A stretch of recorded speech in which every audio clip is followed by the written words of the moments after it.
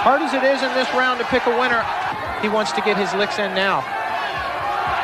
Ce sera le seul combat de la soirée. Une coupe circulaire dans les jambes sont souvent bloquées.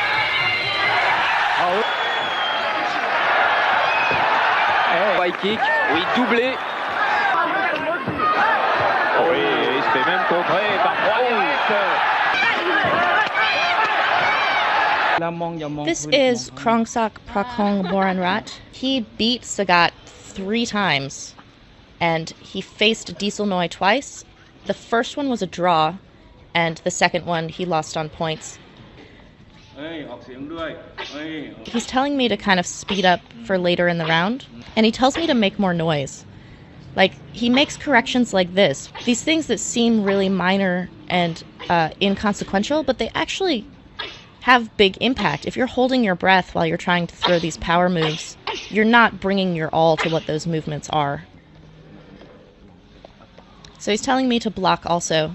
One of the amazing things about Golden Age fighting is the fluidity between offense and defense and how fast they could go between the two. I think it's a typical problem for people when they're shadowboxing, that you kind of get lost in your offense because you don't actually have anyone coming back at you. Learning to always stitch together offense and defense is an important aspect of mentally getting in the state of having offense and defense all work together as part of your movements.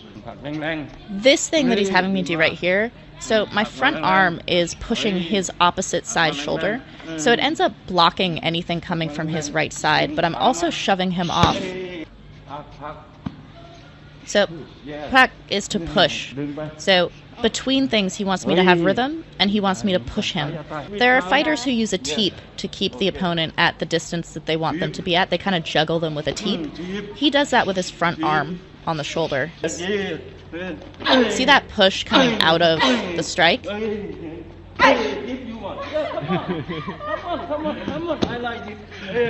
He says, come on, I like it. This is how you wake up ex-fighters. He's like, Malay, and he's like, keep coming. Now he's coming in to grab me.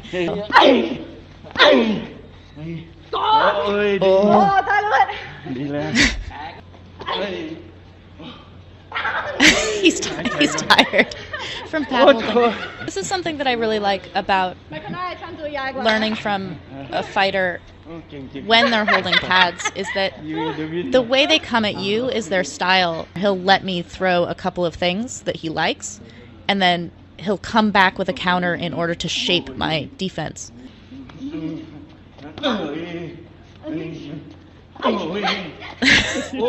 how he waited for that? It's beautiful.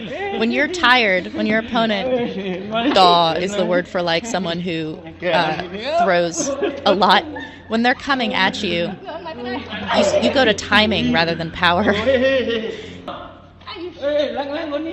He's saying push strong, and I'm asking about wearing gloves. I'm like, if you're wearing gloves, how do I push like this? You just use the heel of your hand. But see how I'm pushing him and striking and then stopping, which allows this kind of distance that I don't need. When he pushes, he stays in the same distance. He's saying if you fight against a puncher, you do not want to back up and dodge too much. He said in the first round, sure, but after round 1, you want to be interrupting and kind of clashing with a puncher. So because he's trying to punch at me, this push that he was teaching me earlier, interrupting his shoulder, that snuffs the power of his punches. This is his block. See how he puts one arm out long and then he crosses his face with the other? This is the Dracula guard. He says, make your hand strong. By crossing the body like that, your arm is really firm, but you're also guarding both sides of their strikes. So I'm saying you don't have to be afraid. You have to stay in. And he's like, go forward. See how he pushes and strikes? Push, strike, push, strike. He says that you can push and then pivot. I'm pivoting to get out of the way of his knee, like in case my push doesn't knock him back enough.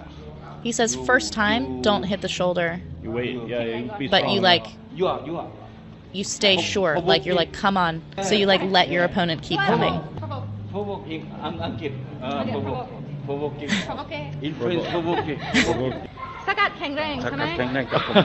Sagat is very strong, but he's saying this is how he beat him, is this pushing thing that he just taught me, because Sagat punches a lot.